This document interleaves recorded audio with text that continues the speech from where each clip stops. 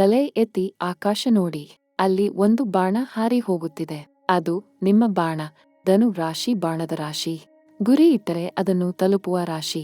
ಸ್ವಾತಂತ್ರ್ಯದ ರಾಶಿ, ಜ್ಞಾನದ ರಾಶಿ, ಸಾಹಸದ ರಾಶಿ. ಧನು ರಾಶಿಯವರೇ, ಈ ಸಂದೇಶ ನಿಮ್ಮ ಕಿವಿಗಾಗಿ ಮಾತ್ರ ಬಂದಿದೆ. ನಿಮ್ಮ ರಾಶಿ ಒಡೆಯ ಗುರು. ಗುರು ಎಂದರೆ ಜ್ಞಾನ, ಗುರು ಎಂದರೆ ಭಾಗ್ಯ, ಗುರು ಎಂದರೆ ಅನುಗ್ರಹ. ಮತ್ತು ಈ ಹೊತ್ತಿನಲ್ಲಿ ಗುರು ಒಂದು ವಿಶೇಷ ಸ್ಥಾನದಲ್ಲಿ ನಿಂತು ನಿಮ್ಮ ಜೀವನಕ್ಕೆ ಒಂದು ಮಹಾಭಾಗ್ಯ ಮತ್ತು ಜ್ಞಾನ ತರಲು ತಯಾರಾಗಿದ್ದಾನೆ. ಆ ಭಾಗ್ಯ ನಿಮ್ಮ ಜೀವನದ ಎಲ್ಲ ಕನಸು ಸಾಕಾರ ಮಾಡಲಿದೆ. ತಯಾರಾಗಿ ಇರಿ. ಒಂದು ವಿಶೇಷ ವಿನಂತಿ ಇದೆ. ಈ ಕ್ಷಣ ನಿಮ್ಮ ಕಣ್ಣು ಮುಚ್ಚಿ ಮನಸ್ಸಿನಲ್ಲಿ ನಿಮ್ಮ ಒಂದು ದೊಡ್ಡ ಕನಸನ್ನು ನೆನಪಿಸಿಕೊಳ್ಳಿ. ಆ ಕನಸು ಈಡೇರಿದ ಮೇಲೆ ನಿಮ್ಮ ಮುಖದಲ್ಲಿ ಹೇಗೆ ನಗು ಬರುತ್ತದೆ ಎಂದು ಕಲ್ಪಿಸಿಕೊಳ್ಳಿ. ಆ ಕ್ಷಣ ಅನುಭವಿಸಿ. ಮತ್ತು ಆ ಕನಸು ಈಡೇರಲಿ ಎಂದು ನಿಮ್ಮ ಇಷ್ಟ ದೇವರ ಹೆಸರನ್ನು ಕೆಳಗೆ ಕಮೆಂಟ್ನಲ್ಲಿ ಬರೆಯಿರಿ. ಅದು ಗುರು ದತ್ತಾತ್ರೇಯ ಆಗಿರಲಿ, ವಿಷ್ಣು ಆಗಿರಲಿ, ಶ್ರೀರಾಮ ಆಗಿರಲಿ ಅಥವಾ ನಿಮ್ಮ ಕುಲ ದೇವತೆ ಆಗಿರಲಿ. ಆ ಹೆಸರು ಬರೆದ ಕ್ಷಣ ಬ್ರಹ್ಮಾಂಡದ ಗುರು ಶಕ್ತಿ ನಿಮ್ಮ ಕನಸಿನ ಕಡೆ ತಿರುಗಲಿದೆ ಮತ್ತು ಆ ಕನಸು ಬೇಗ ಸಾಕಾರ ಆಗಲಿದೆ. ದಯವಿಟ್ಟು ಬರೆಯಿರಿ. ಧನು ರಾಶಿ. ಈ ರಾಶಿಯ ಒಡೆಯ ಗುರು ಗ್ರಹ. ಗುರು ಎಂದರೆ ಜ್ಞಾನ, ಭಾಗ್ಯ, ಧರ್ಮ, ತತ್ವಜ್ಞಾನ ಮತ್ತು ವಿಸ್ತಾರ. ಧನು ರಾಶಿಯವರು ಜಗತ್ತಿನ ಅತ್ಯಂತ ಆಶಾವಾದಿ ಜನ. ಯಾವ ಕಷ್ಟ ಬಂದರೂ ನಾಳೆ ಒಳ್ಳೆಯದಾಗುತ್ತದೆ ಎಂಬ ನಂಬಿಕೆ ಬಿಡುವುದಿಲ್ಲ. ಹೊಸ ಜ್ಞಾನ, ಹೊಸ ಸ್ಥಳ, ಹೊಸ ಅನುಭವ ಯಾವಾಗಲೂ ಹುಡುಕುತ್ತಿರುತ್ತಾರೆ.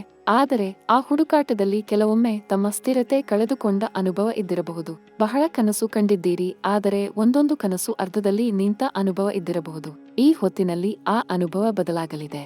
ಗುರು ಮತ್ತು ಶನಿ ಒಟ್ಟಾಗಿ ನಿಮ್ಮ ಜೀವನ ಬೆಳಗಲು ತಯಾರಾಗಿದ್ದಾರೆ. ಈ ಹೊತ್ತಿನ ಗ್ರಹ ಸ್ಥಿತಿ ಬಗ್ಗೆ ಒಂದು ವಿಶೇಷ ಮಾತು ಹೇಳಬೇಕು.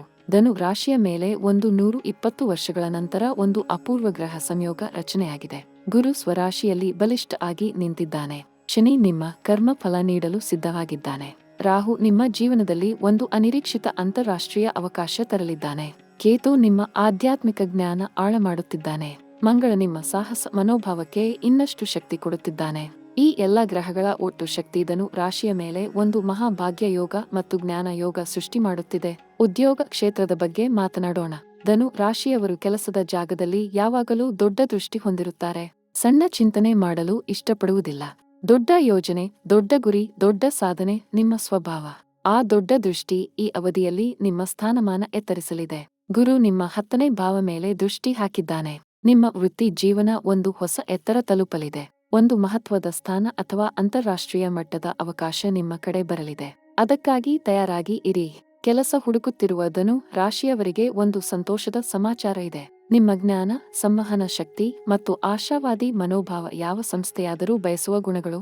ಶಿಕ್ಷಣ, ಪ್ರವಾಸ, ಪ್ರಕಾಶನ, ಕಾನೂನು ಅಥವಾ ಅಂತಾರಾಷ್ಟ್ರೀಯ ವ್ಯಾಪಾರ ಕ್ಷೇತ್ರದಲ್ಲಿ ಕೆಲಸ ಹುಡುಕುತ್ತಿರುವ ಧನು ರಾಶಿಯವರಿಗೆ ಈ ಅವಧಿ ವಿಶೇಷ ಅನುಕೂಲ. ಮುಂದಿನ 12 ದಿನಗಳಲ್ಲಿ ಒಂದು ಒಳ್ಳೆಯ ಅವಕಾಶ ಖಂಡಿತ ಬರಲಿದೆ. ಧೈರ್ಯದಿಂದ ಮುಂದೆ ಹೋಗಿ. ವ್ಯಾಪಾರ ಮಾಡುವ ಧನು ರಾಶಿಯವರಿಗೆ ಈ ಅವಧಿ ಒಂದು ವಿಸ್ತರಣೆಯ ಅವಕಾಶ.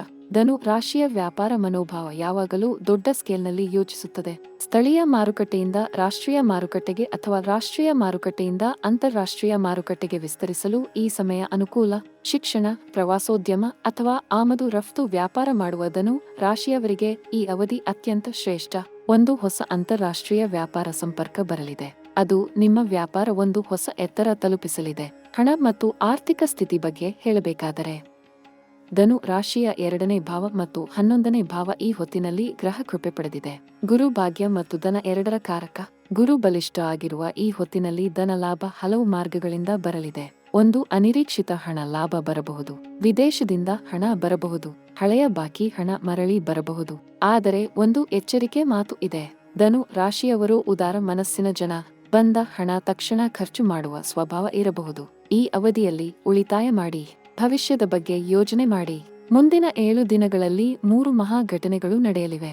ಮೊದಲ ಘಟ್ಟ, ಧನು ರಾಶಿಯ ಜೀವನದಲ್ಲಿ ಒಂದು ದೀರ್ಘ ಪ್ರಯಾಣ ಅಥವಾ ಒಂದು ಹೊಸ ಸ್ಥಳಕ್ಕೆ ಹೋಗುವ ಅವಕಾಶ ಬರಲಿದೆ.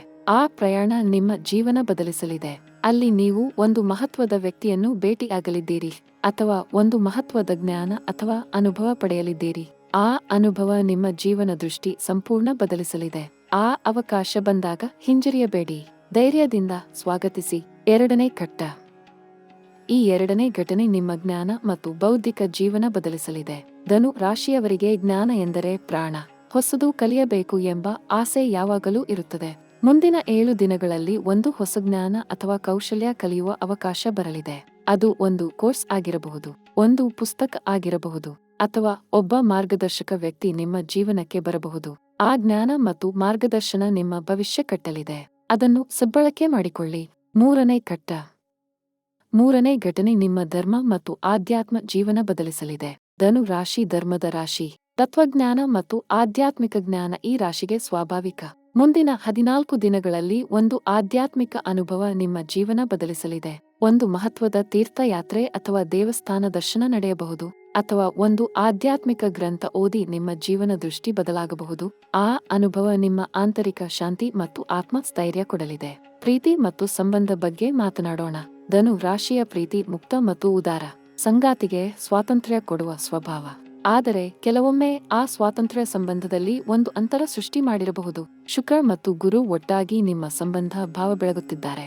ಒಂಟಿಯಾಗಿ ಇರುವ ಧನು ರಾಶಿಯವರ ಜೀವನಕ್ಕೆ ಒಬ್ಬ ಸ್ವತಂತ್ರ ಮನಸ್ಸಿನ ಮತ್ತು ಜ್ಞಾನಿ ವ್ಯಕ್ತಿ ಬರಲಿದ್ದಾರೆ. ಅವರು ನಿಮ್ಮ ಸ್ವಾತಂತ್ರ್ಯ ಅರ್ಥಮಾಡಿಕೊಳ್ಳಬಲ್ಲ ವ್ಯಕ್ತಿ ಆಗಿರಲಿದ್ದಾರೆ. ಆ ಸಂಬಂಧ ನಿಮ್ಮ ಜೀವನ, ಪ್ರವಾಸ ಮತ್ತು ಜ್ಞಾನ ಎರಡನ್ನೂ ಸಮೃದ್ಧ ಮಾಡಲಿದೆ. ವಿವಾಹ ಯೋಗ ಬಗ್ಗೆ ಹೇಳಬೇಕಾದರೆ, ಧನು ರಾಶಿಯಲ್ಲಿ ಮದುವೆ ಕಾಯುತ್ತಿರುವವರಿಗೆ ಗ್ರಹ ಸ್ಥಿತಿ ಅನುಕೂಲ. ಒಂದು ವಿದ್ಯಾವಂತ ಮತ್ತು ಉದಾರ ಮನಸ್ಸಿನ ಸಂಗಾತಿ ಬರಲಿದ್ದಾರೆ. ಆ ಸಂಬಂಧ ಎರಡೂ ಕಡೆ ಸ್ವಾತಂತ್ರ್ಯ ಮತ್ತು ಪ್ರೀತಿ ಹೊಂದಿರುವ ಸಂಬಂಧ ಆಗಿರಲಿದೆ. ಮದುವೆ ಆಗಿರುವ ದಂಪತಿಗಳಿಗೆ ಹೇಳಬೇಕಾದರೆ, ಸಂಗಾತಿ ಜೊತೆ ಒಂದು ಪ್ರವಾಸ ಯೋಜಿಸಿ. ಒಟ್ಟಾಗಿ ಒಂದು ಹೊಸ ಸ್ಥಳ ನೋಡಿ.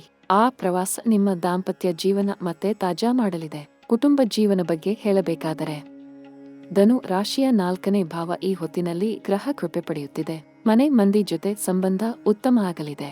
ಹಿರಿಯರ ಆರೋಗ್ಯ ಸುಧಾರಿಸಲಿದೆ. ಮನೆಯಲ್ಲಿ ಒಂದು ಸಂತೋಷದ ಸಮಾಚಾರ ಬರಲಿದೆ. ಮಕ್ಕಳ ಓದು ಮತ್ತು ಭವಿಷ್ಯ ಬಗ್ಗೆ ಒಂದು ಒಳ್ಳೆಯ ಬೆಳವಣಿಗೆ ಆಗಲಿದೆ.